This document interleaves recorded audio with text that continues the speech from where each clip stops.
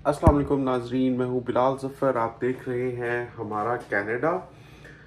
आज की वीडियो में हम बात करेंगे कि अगर एक फैमिली पाकिस्तान या इंडिया में वेल सेटल्ड है तो उसको कनाडा आना चाहिए या नहीं। ये मैं आपको अपने एक्सपीरियंस से बताऊंगा, क्योंकि मैं अपनी फैमिली के साथ इसी साल यानी 2023 के फरवरी के मिड में पाकिस्तान से कनाडा आया हूँ परमानेंट रेजिडेंस वीज़ा पर, जिसका मतलब होता है कि मुस्तकिल रिहाइश मिल गई है हमें कनाडा की। अब हम यहाँ पर 3 साल गुजारेंगे तो हमें कनाडा की शहरियत मिल जाएगी।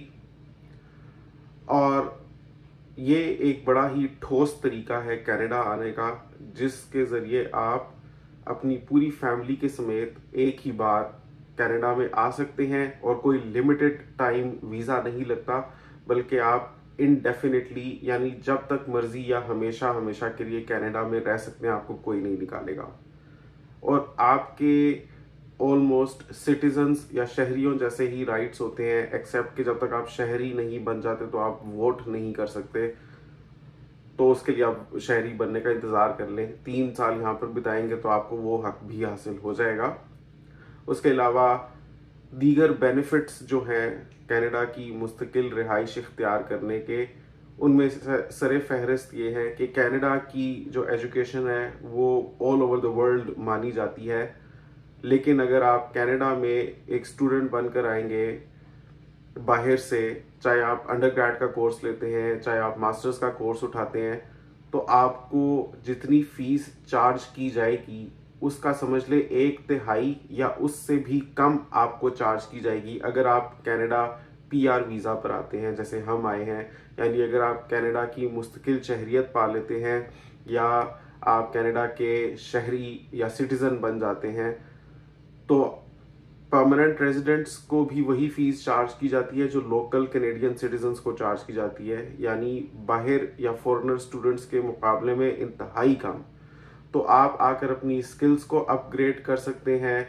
उसके अलावा जब आप एज परमानेंट रेजिडेंट्स कनाडा आएंगे तो आपको आते साथ ही, यानी इसमें कोई वक्त नहीं लगेगा, ऐसा नहीं कि 1 महीना बाद ये चीज़ शुरू होगी या 2 महीना बाद ये चीज़ शुरू होगी। जिस महीने से आप लोग आए हैं तभी से आपके बच्चों का आपको कनाडा चाइल्ड बेनिफिट मिलने लग पड़ेगा।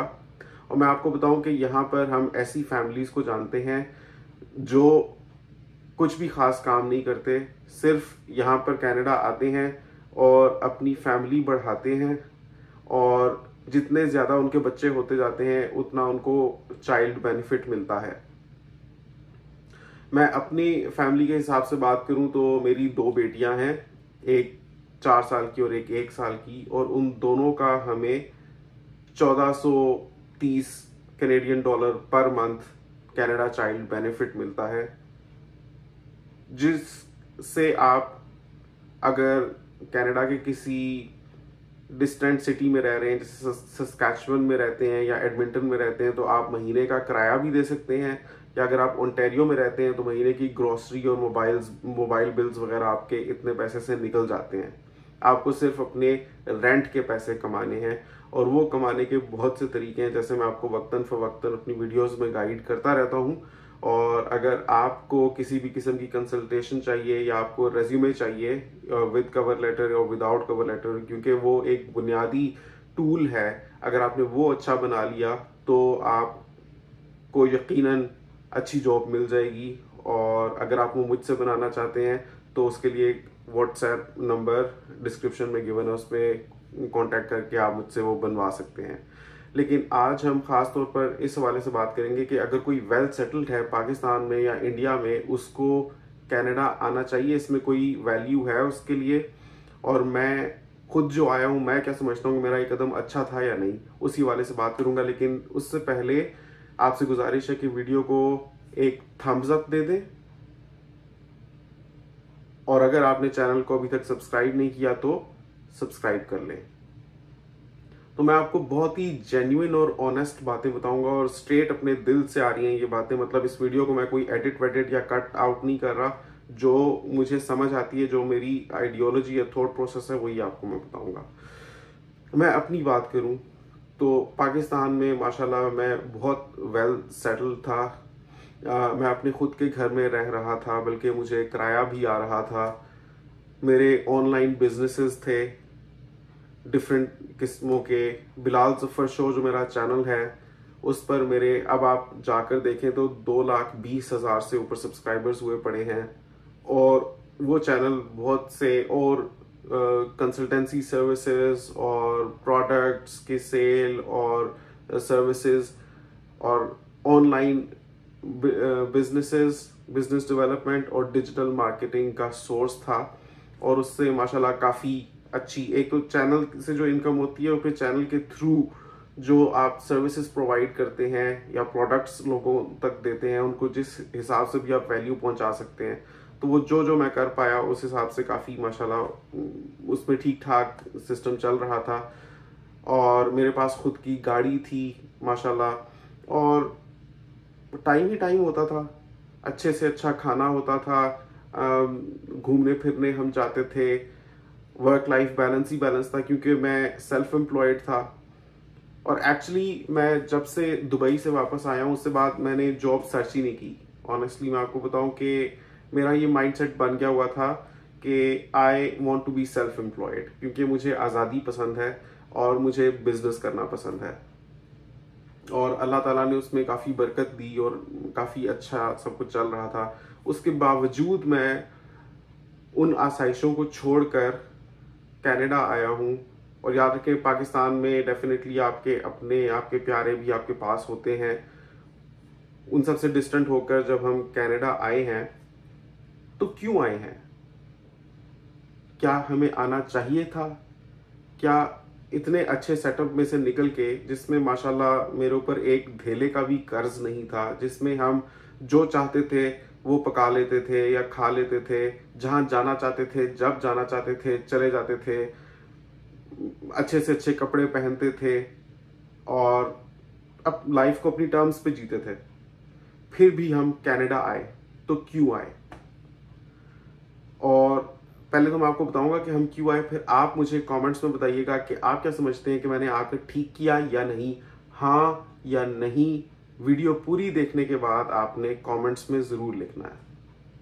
देखिए जी, साफ सी बात है, सबसे पहला रीजन जो मैं समझता हूं कि हमारा कनाडा आने का था, वो ये था कि हमारे पास ये एक अपॉर्चुनिटी थी।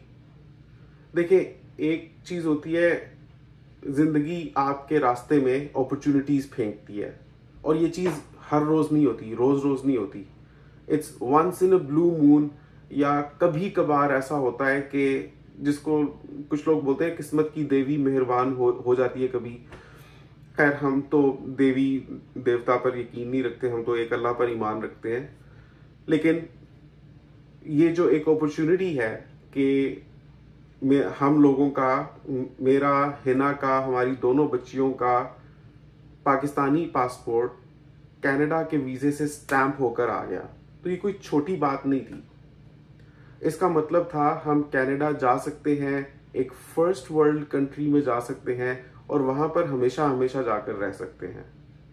अगर हम ये कदम ना उठाते तो एक डेडलाइन थी, यानी 23 फरवरी 2023, साल 2023 के 23 फरवरी तक की डेडलाइन थी। अगर हम इस डेडलाइन तक कनाडा ना पहुंचते तो ये मौका हम सारी उम्र के लिए गंवा देते। देखिए, जिंदगी, वक्त, हालात का कोई भरोसा नहीं है। इंसान के साथ किसी भी किस्म का मिसहैप हो सकता है, किसी भी किस्म की आफत टूट सकती है। एक अपॉर्चुनिटी जो आपके रास्ते में आ रही है, अगर आपके पास इतने पैसे हैं, अगर आपके पास वो वक्त है, वो फ्रीडम है कि ऐसी अपॉर्चुनिटी आपके पास आती है तो आप उसको अवेल कर लें। तो अगर आप नहीं करते तो फिर वो वक्त निकल जाएगा, वो अपॉर्चुनिटी निकल जाएगी। एक बार 23 फरवरी साल 2023 निकल जाता, उसके बाद कनाडा ने हमें घास भी नहीं डालनी थी। फॉर लाइफ हमने पाकिस्तान में ही रहना था। आज हालात अच्छे चल रहे थे, अल्लाह जाने कल को कैसे होते। उम्मीद हम अच्छे की ही करते हैं, ऐसा कुछ नहीं हो जाया करता, लेकिन हो भी सकता है, ना भी हो। सिर्फ हालात की बात नहीं होती या पैसे की बात नहीं होती।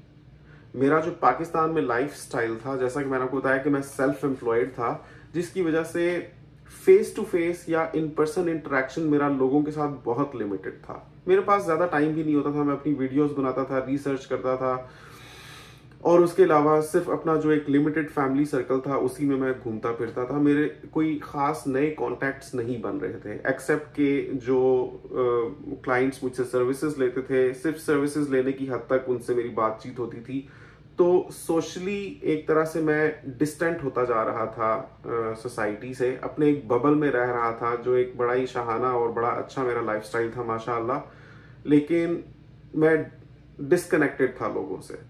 और आज के इस दौर में इंतहाई इम्पोर्टेंट है, जब रैपिडली चेंजेस आ रहे हैं हर चीज में, अपॉर्चुनिटीज हर तरफ उठ रही हैं, बहुत इंपॉर्टेंट है कि आप लोगों से कनेक्टेड रहें, क्योंकि आपको वो बातें सुनने मिलती हैं, आपको वो मीन्स सुनने मिलते हैं, आपको वो अपॉर्चुनिटीज समझ आती हैं, आपको वो तरीके समझ आते हैं चीजें करने के, जो आपको घर बैठे या अपने बबल में रहते हुए नहीं समझ आते। अब मैं ये नहीं कहना चाहता कि कुएं का डड्डू वाली मिसाल मैं नहीं देना चाहता, बिकॉज वो सब लोग जो नहीं आ सकते, मैं नहीं कहूंगा कि वो कुएं के डड्डू हैं। अल्लाह ताला ने पाकिस्तान में भी बहुत पोटेंशियल रखा हुआ है, और नो डाउट वहाँ पर भी अगर लोग अच्छे से नेटवर्किंग करते हैं और अपनी कॉन्टैक्ट्स बनाते हैं, अपनी मेहनत करते हैं, तो बहुत आगे तक निकल सकते हैं। लेकिन मैं अपनी एग्जांपल आपको दे रहा हूँ कि I was kind of becoming कुएं का डड्डू। तो मैं उसमें से निकलना चाहता था, ताकि मैं देख सकूं कि किस किस तरीके से पैसा बनाया जा सकता है, दुनिया के क्या चाल ढाल है, रंग रूप है, किस तरह के सिस्टम्स हैं, क्या है। सो एक मेन मोटिवेशन यहाँ पर आने की ये थी कि मैं लर्निंग लेना चाहता था, मजीद चीज़ों के बारे में, मजीद सिस्टम्स के बारे में, और पैसा कमाने के तरीकों के बारे में भी। वो सब कुछ मुझे यहाँ पर आकर वाकई मिला है। तो अगर मैं वो डेडलाइन गुजर जाने देता तो उसके बाद मैं कभी, हम लोग कनाडा नहीं आ सकते थे। लेकिन अब जबकि हमारे पास माशाल्लाह वो वक्त या पैसा या वो रिसोर्सेज थे कि हम कनाडा आ सकते हैं, और हम कनाडा आए, तो आज जाने के बाद अब यानी आज की तारीख में अगर मैं बात करूं, यानी 2 जुलाई 2023, सन 2023 2 जुलाई को हमारे पास कनाडा के पीआर कार्ड्स हैं। मेरे पास भी है, हिना के पास भी है, मेरी दोनों बेटियों के पास भी है। अब हमारे पास चॉइस है, माशाल्लाह हमारे पास वापस जाने के भी पैसे हैं। हम आज चाहें तो वही सिस्टम दोबारा से शुरू कर सकते हैं जो पाकिस्तान में हम छोड़कर आए थे। उस वक्त तो बल्कि मेरे पास सिर्फ एक बिलाल जफर शो होता था, अब मेरे पास हमारा कनाडा भी है। माशाल्लाह पिछले हफ्ते, सिर्फ एक हफ्ते में इस चैनल में 3000 सब्सक्राइबर्स का एडिशन हुआ है। तो अगर इतने लोग दुनिया भर से जुड़ रहे हैं मेरे चैनल के साथ, इसको सब्सक्राइब कर रहे हैं कि एक हफ्ते में माशाल्लाह 3000 सब्सक्राइबर बढ़े हैं, लोगों को कोई तो वैल्यू मिल रही है, लोगों को कोई तो सच्चाई सुनने मिल रही है, लोगों को कोई तो ऐसी हकाइक मिल रहे हैं, या इस तरीके से बयान होती हुई चीज़ें मिल रही हैं जो उनको अदरवाइज नहीं मिल रही थी, या कोई तो वैल्यू उनको मिल रही है। तो एक तो मुझे खुशी है अल्हम्दुलिल्लाह, यहाँ पर आने से मैं इस प्लेटफॉर्म को भी डेवलप कर पाया हूँ। तो कहने का मकसद ये है कि आज ये कदम उठाने के बाद मैं समझता हूँ कि हम लोग खुशकिस्मत हैं कि अब हमारे पास पाकिस्तान की शहरियत भी है, कनाडा की परमानेंट रेजिडेंस भी है। बीइंग अ पाकिस्तानी हमारा इंडिया वाला हिसाब नहीं है कि अगर हमें कनाडा की शहरियत लेनी होगी या सिटीजनशिप लेनी होगी तो हमें इंडियन पासपोर्ट छोड़ना पड़ेगा या इंडियन नेशनैलिटी छोड़नी पड़ेगी। पाकिस्तानीज डुअल नेशनैलिटीज रख सकते हैं। खैर वो तो सिटीजनशिप की बात आती है, वो उसमें तो वैसे भी अभी टाइम है, 3 साल रहना होता है कनाडा में आके, फिर आपको शहरियत यानी सिटीजनशिप मिलती है। अभी तो मुझे मुस्तकिल रिहाइश मिली हुई है, लेकिन कहने का मकसद ये है कि इवेंचुअली जब हमें इंशाल्लाह सिटीजनशिप मिल जाएगी तो पाकिस्तानी सिटीजनशिप भी होगी हमारे पास, and at the same time Canadian भी होगी, तो हमारे पास डुअल सिटीजनशिप होगी। तो जिंदगी में एक ये मौका हमें मिला, अल्लाह ताला को मंजूर था, इसके लिए मैंने पहले बड़ा एक लंबा सफर काटा है। तो आज अगर मैं इतनी एक प्रिविलेज्ड लाइफ जी रहा था पाकिस्तान में, तो मैं माजी में बहुत कुछ करके आया हुआ था, जिसके बलबूते पे मेरे रास्ते में ये अपॉर्चुनिटी आई। ये मैं 2018 से अप्लाई करके आया हुआ था, बल्कि उससे भी पीछे जाती है ये बात। ये मैंने 2014 में फर्स्ट टाइम अप्लाई किया था, 2016 में मैं रिजेक्ट हुआ था, मेरा पैसा वेस्ट हुआ था, मेरा वक्त ज़ाया हुआ था उसमें। खाली एक इंटरव्यू देने के लिए मैं पाकिस्तान से all the way Abu Dhabi गया था और उस इंटरव्यू में मुझे रिजेक्ट कर दिया गया था। शायद एक ये भी वजह होती है कि सिंगल लोगों के अप्रूव हो जाने के चांसेस फैमिली के मुकाबले में कम होते हैं। ये इसकी कोई ठोस वो मेरे पास नहीं है जस्टिफिकेशन या रीजन, ये मेरी एक ऑब्जर्वेशन है। क्योंकि मैं यहाँ पर जितने भी लोगों को पीआर आते हुए देखता हूँ, चाहे वो पाकिस्तान से आते हैं चाहे वो इंडिया से आते हैं, वो पूरी पूरी फैमिलीज होती हैं। बहुत कम मेरी नज़र से गुजरा होगा, बल्कि मैं समझता हूँ कि शायद एक भी केस ऐसा नहीं गुजरा कि मैंने देखा हो कि एक इंडिविजुअल लड़का पीआर लेकर आ गया हो कनाडा, या एक इंडिविजुअल लड़की पीआर लेकर आ गई हो। जितने भी लोगों को मैं जानता हूँ वो सब फैमिलीज हैं।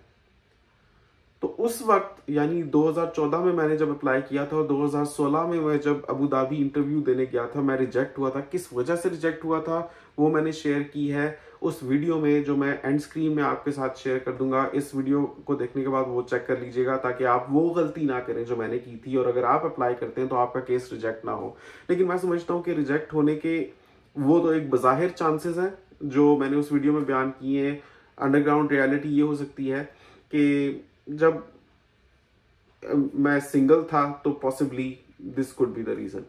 लेकिन अब मैंने जब 2018 में अप्लाई किया था उस वक्त भी मैं सिंगल था, और मुमकिन है कि यही वजह है कि मेरी एप्लीकेशन को अप्रूव होने में करीब 5 साल लगे हैं। कि 2018 जब मैंने अप्लाई किया था उस वक्त मैं सिंगल था। अगर शायद उसी वक्त मैं शादीशुदा होता तो शायद विद इन 6 मंथ्स हमारा केस अप्रूव हो गया हुआ होता। लेकिन उस वक्त मैं सिंगल था, फिर बीच में मेरी शादी हुई, फिर 2 बच्चियों की बर्थ हुई। वो सारी फैमिली बढ़ते बढ़ते डेवलप होते होते फिर बीच में कोविड भी आ गया, तो eventually it took them 5 years to decide, और फाइनली हम माशाल्लाह 2023 में यहाँ पर पहुंचे। लेकिन अब जब हम यहाँ पर पहुंच चुके हैं तो वही मैं आपसे बात कर रहा था कि इसके पीछे बहुत मेरा पैसा लगा है। ये कोई 1-2 लाख की बात नहीं है। मेरा इस पूरे प्रोसेस में, अगर मैं जो फर्स्ट टाइम अप्लाई किया था और जो मैंने अभी सेकंड टाइम अप्लाई किया है, दोनों के कॉस्ट को ऐड करूं तो एप्लीकेशन में ही मेरा एटलीस्ट लगभग 10 से 11 लाख रुपया लगा है। जो मैंने फीस पे की है, राइट ऑफ परमानेंट रेजिडेंस फी, हिना को अपनी एप्लीकेशन में इंक्लूड करने की फ़ी, दोनों बच्चियों को इंक्लूड करने की फ़ी, इनके पासपोर्ट्स की फ़ी, अपने मेडिकल्स की फ़ी, शुरू में जो मैं अबू धाबी इंटरव्यू देने गया था उसके वीज़ा, उसके टिकट की फ़ी, फिर मैंने जो शुरू में एप्लीकेशन के पैसे दिए थे बैक इन 2014, फिर 2018 अलग से भी, ये सारी कॉस्ट्स को मैं ऐड अप करूं तो 10 लाख तो मैं कहता हूँ कि लाजमी लगे होंगे। And then most importantly IELTS की फ़ी, जो अब मेरे ख्याल में लगभग 50,000 के करीब होता है एक आईएल्ट्स का टेस्ट, तो उस वक्त भी मैंने दिया था, फिर दोबारा दिया था मैंने, 2 आईएल्ट्स भी आप इसमें ऐड करें तो ये सारी चीज़ें ऐड अप करके मैंने काफ़ी एक लंबा वेट भी किया, पैसे भी इन्वेस्ट किए। तो जब मैंने ये किया तो एक मेरे जहन में प्लानिंग थी। तो आज अगर मैं पाकिस्तान में इतना अच्छे तरीके से इस्टेब्लिश हो गया हुआ था तो एक माजी में से आया था, और मैं चाहता था कि अब वो जो मैंने उस वक्त एफर्ट्स की थी उनका अब मुझे अगर फल मिल रहा है तो मैं इसको जाकर चखूं तो सही, क्योंकि मेरा इसमें बहुत वक्त और पैसा इन्वेस्ट हुआ था। हैविंग सेड दिस, अब जबकि हमारे पास पीआर कार्ड्स आ गए तो अब हम वापस अगर पाकिस्तान चले जाते हैं तो माशाल्लाह मेरे पास वही घर है भी, मैं उसको बेच कर नहीं आया। गाड़ी बेच दी थी वो मैं फिर से ले सकता हूँ, और बिलाल जफर शो अभी भी है मेरे पास, हमारा कनाडा भी है मेरे पास, वो सारे नेटवर्क्स, वो सारी इन्वेंट्री, सारे कॉन्टैक्ट्स अभी भी मेरे पास हैं। मैं चाहूँ तो माशाल्लाह आज जाकर उसी सिरे से ज़िंदगी को शुरू कर सकता हूँ जिससे मैं उसको छोड़ कर आया था। डेफिनेटली थोड़ा सा डिफिकल्ट होगा क्योंकि एक वो तो मोमेंटम बिल्डअप हो गया था, रवानी में चले जा रही थी चीज़ें, अब दोबारा से जाकर एक इंजन चलाना पड़ेगा, लेकिन मैं जाकर वो कर सकता हूँ माशाल्लाह। मुझ में वो स्किल है, इंसान को अपना पता होता है, माशाल्लाह मैं कर सकता हूं, लेकिन अब मेरे पास ये भी है। और ये ऐसी चीज है जिसके लिए मैं तो खैर बहुत ही अपने आप को कम समझता हूँ उन लोगों से, फाइनेंशियली भी और स्मार्टनेस के हिसाब से भी, जो अपना सब कुछ छोड़ के, मतलब मैंने जितना पाकिस्तान में छोड़ा था उससे कई गुना, उससे 10-20 गुना ज्यादा छोड़ के कनाडा आते हैं। और वो मुझसे बहुत ज्यादा तेज लोग होते हैं, और वो इस वजह से आते हैं क्योंकि कनाडा वाकई is a land of opportunities. For one, जैसे मैंने आपको बताया कि अब जब मेरे पास पीआर आ गई है तो मैं फर्ज करें मास्टर्स करता हूँ, स्पेशलाइज करता हूँ, तो मैं इंतहाई सस्ते में वो कर सकता हूँ एज कम्पेयर टू अगर कोई फॉरेन स्टूडेंट यहाँ पर आता है। फिर मुझे अपने बच्चों का अलाउंस मिल रहा है जो मिलता रहेगा अब इंशाल्लाह, जब तक कि वो 18 साल की नहीं हो जाती। उसके अलावा अब जब हम यहाँ पर आ गए हैं, आपको पता है कनाडा में आके लोग अमीर कैसे होते हैं? They invest in real estate. वो यहाँ पर 5% डाउन देकर या 20% डाउन देकर, इवन अगर वो 5% भी डाउन देते हैं तो कुछ पैसे गवर्नमेंट भी कंट्रीब्यूट कर देती है, उनकी प्रॉपर्टी में पार्टनर बन जाती है 5% अपने शेयर के हिसाब से।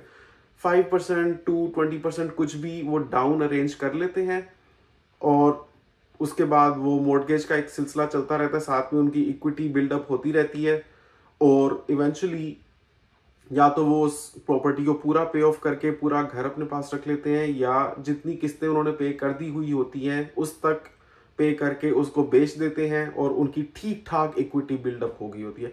मतलब अगर मैं आपको एक मुहतात अंदाजे के मुताबिक बात बताऊं, मेरे वो अंकल जो ये काम रेगुलरली करते हैं यहाँ पर कनाडा में, उन्होंने मुझे बताया कि कनाडा में अगर आप घर लेते हो तो 1 साल के अंदर अंदर जो प्रॉपर्टी की वैल्यू खाली एप्रिशिएट होती है, कह रहे थे $1 लाख कहीं नहीं गया।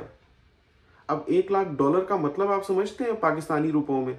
हम कहते हैं कि पाकिस्तान में प्रॉपर्टी हमने ले ली, उसको रखे रखो बढ़ती जा रही है बढ़ती जा रही है, 1 साल बाद अब फर्ज करें अभी 1.5 करोड़ की है तो 1 साल बाद 2.25 करोड़ की हो जाएगी, अभी 2.25 की है तो 1 साल बाद 2 करोड़ की हो जाएगी या 2.5 की हो जाएगी।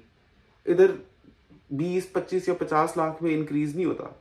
पाकिस्तानी रुपयों में अगर बात की जाए तो 1 लाख कनेडियन डॉलर को सीधे सीधे आप मल्टीप्लाई कर दें आप 250 से, तो आप खुद अंदाजा कर लें कि पाकिस्तानी रुपयों के हिसाब से ये कितना बन जाता है। तो वो कह रहे थे कि अगर आप प्रॉपर्टी ले लेते हो तो 1 साल में $1 लाख तो कहीं नहीं गया, जो प्रॉपर्टी की खाली वैल्यू अप्रिशिएट होती है। ये वो अपने तजर्बे से बता रहे थे।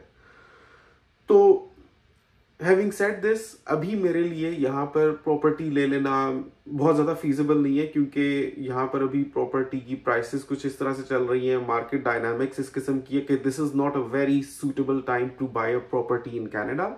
लेकिन जब होती है तो अगर आप ले सकते हैं तो मैं समझता हूँ कि you should go for it. Specially अगर आप समझते हैं कि आप बैंक्स से फाइनेंस नहीं करवाना चाहते, तो उसका मुतबादिल इस्लामिक फाइनेंसिंग सिस्टम्स भी होते हैं, आप उनसे करवा सकते हैं, आप उनके थ्रू ले सकते हैं। मतलब बहुत सारी ऑप्शंस होती हैं, आपको वो देखना पड़ेगा। लेकिन मैं ये आपको बताना चाह रहा हूँ कि कनाडा में आकर जो लोग अमीर होते हैं वो जॉब्स करके अमीर नहीं होते। जॉब्स करके वो सिर्फ एक अच्छा लाइफस्टाइल मेंटेन जरूर कर सकते हैं, लेकिन the thing that really gives them a boost financially, एक जिसको बोलते हैं कि उनको जैकपॉट जो उनका लग जाता है, वो उनकी रियल एस्टेट में इन्वेस्टमेंट्स के थ्रू होता है। और कनाडा में the reason real estate is such a hot thing to invest in is के कनाडा में कॉन्स्टेंटली इन्फ्लक्स हो रहा है लोगों का, आते जा रहे हैं आते जा रहे हैं। और कनाडा की पॉलिसी इस किस्म की है कि कनाडा बुलाता जा रहा है बुलाता जा रहा है।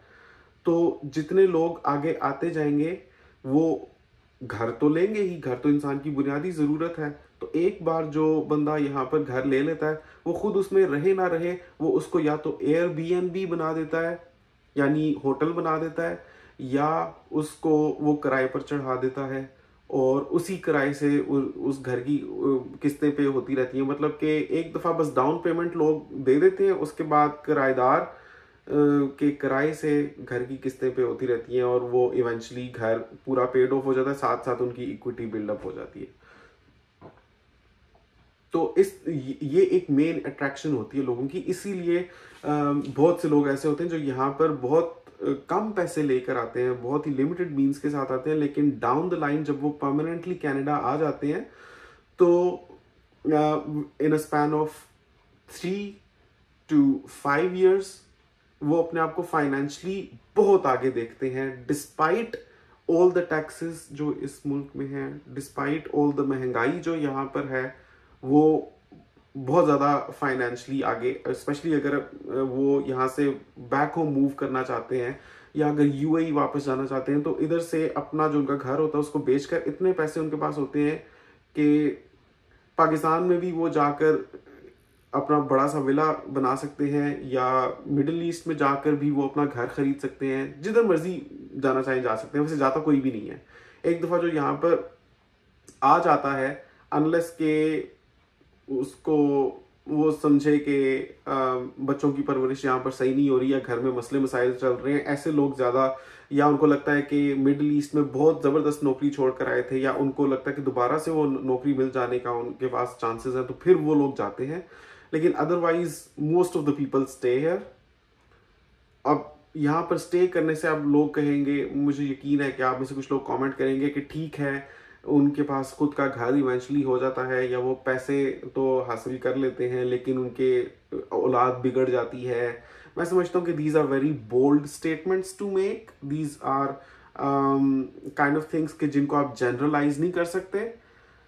औलाद इंसान की पाकिस्तान में भी बिगड़ती है, इंडिया में भी बिगड़ती है, दुनिया में हर जगह बिगड़ती है, और औलाद इंसान की पाकिस्तान में भी सही रहती है, इंडिया में भी सही रहती है, यहाँ पर भी सही रहती है। तो ये हर फैमिली का अपना अपना केस है, बहुत सी चीज़ों पर डिपेंड करता है। इसके बारे में मैं एक लंबी डिस्कशन कर सकता हूँ, लेकिन मैं देख रहा हूँ कि वीडियो ऑलरेडी 27 मिनट्स की हो गई है, तो इसके बारे में फिर किसी वीडियो में आपसे बात करूंगा कि कैसे आप अपने घर में वो माहौल रख सकते हैं या अपने बच्चों की किस तरीके से आप परवरिश कर सकते हैं कि एटलीस्ट आप अपना 100% दें। बाकी अगर आप बाहर मूव नहीं करेंगे अपने मुल्क से, आपका बच्चा कर जाएगा, उसके भी जनरेशन से जो आगे औलाद पैदा होगी वो भी तो आपकी जनरेशन है। अगर आपका बच्चा मूव नहीं करेगा, उसका बच्चा मूव कर जाएगा, क्योंकि हकीकत यही है कि हम लोग पाकिस्तान में रहते हुए आइडियलाइज करते हैं इन फर्स्ट वर्ल्ड नेशंस को। बहुत आसान होता है किसी के लिए भी वहां पर सक्सेसफुल हो जाना अगर वो एक दफा पाकिस्तान छोड़कर चला जाए। मतलब मैं जानता हूं, मैं पाकिस्तान से आया हूं, पाकिस्तान में रहा हुआ हूं। जो बंदा बाहर चला गया, भाई इसके तो भाग लग गए, बस जिंदगी बन गई। इंग्लैंड चला गया, बस जिंदगी बन गई। अमेरिका निकल गया, जिंदगी बन गई। कनाडा निकल गया, जिंदगी बन गई। ऑस्ट्रेलिया निकल गया, जिंदगी बन गई। मैं तो फिर 30s में यहाँ पर आया हूँ, तो मतलब 30s तक मैं वहां पर रहा हूँ और मैंने देखा है कि लोगों का क्या सक्सेस का क्या क्राइटेरिया है लोगों के लिए। या तो पाकिस्तान में बहुत ही अच्छा बैंक बैलेंस हो, बहुत ही अच्छा बिजनेस सेट हो जाए, या अपना घर हो, तो उसको लोग मानते हैं। या फिर अगर वो चीज़ नहीं है तो ये जो नौकरी है ना, इसकी निस्बत लोग कहते हैं कि बस आप बाहर निकल जाओ, आपकी या आप फौज में चले गए तो आपकी ज़िंदगी बन गई, या फिर आप बाहर के ममालिक में निकल गए तो आपकी ज़िंदगी बन गई। तो जब एक सोसाइटल लेवल पर एक माइंड सेट है कि आप पाकिस्तान से निकल गए तो आप जीत गए, तो ये जो माइंडसेट है ये कोई एक दिन में डेवलप नहीं हुआ या किसी एक बंदे का नहीं है, ये एक कौमी लेवल पर एग्जिस्ट करता है। तो जब ये चीज़ एग्जिस्ट करती है तो आप अगर नहीं जाएंगे ये सोच करके ओ मैं गया तो मेरे बच्चे बिगड़ जाएंगे या बेरा रवि का शिकार हो जाएंगे या ये या वो। जब एक माइंडसेट यही है कि जिसमें सक्सेस का क्राइटेरियन ये है कि आप पाकिस्तान को छोड़ पाएं या आप फर्स्ट वर्ल्ड नेशंस का हिस्सा बन पाएं, तो इवेंचुअली आप नहीं जाएंगे तो आपकी औलाद उस तरफ जाएगी, क्योंकि सक्सेस का क्राइटेरिया यही रखा हुआ है, जनरेशंस से यही चला आ रहा है कि अगर आप बाहर निकल गए हैं तो आप कामयाब हो गए हैं। तो आप नहीं जाएंगे, आपकी औलाद चली जाएगी, वो नहीं जाएगी, उसकी औलाद चली जाएगी, वो नहीं जाएगी, उसकी औलाद चली जाएगी। इवेंचुअली कोई ना कोई निकलेगा। और अब तो ना भी निकले तो इंटरनेट ने दुनिया को ऐसा एक ग्लोबल विलेज बना दिया कि सारे ही कल्चर्स का इम्तजाज हो रहा है और हर ही जगह हो रहा है। पाकिस्तान कोई इस्लाम का गढ़ नहीं है। पाकिस्तान के बारे में मैं बहुत बातें कर सकता हूँ, जितनी मैंने मुनाफिकत वहाँ पर ऑब्जर्व की है, जितनी मैंने बेपर्दगी वहाँ पर ऑब्जर्व की है, जितनी मैंने करप्शन वहाँ पर ऑब्जर्व की है, वो हमारा इस्लाम नहीं सिखाता। तो इसलिए ये आप बोलना छोड़ दें कि पाकिस्तान में रहोगे तो बच्चे आपके बिल्कुल नहीं बिगड़ेंगे और यहां पर रहोगे तो लाजमी बिगड़ जाएंगे। This is very bold statement to make. ना तो पाकिस्तान में किसी की गारंटी है, ना यहां पर किसी की गारंटी है। खैर, अब इस बारे में किसी और वीडियो में बात करेंगे क्योंकि ऑलरेडी 30 मिनट्स हो चुके हैं। अगर आपको वीडियो पसंद आई है तो इसको थम्स अप जरूर दें। कमेंट्स में अपनी राय का इजहार जरूर करें कि हाँ या नहीं लिखिएगा कि मैंने यहाँ पर आकर अच्छा किया या नहीं अच्छा किया। हाँ या नहीं में मुझे आपका रिस्पॉन्स चाहिए। आपसे मिलूंगा अगली वीडियो में, तब तक के लिए अल्लाह हाफिज।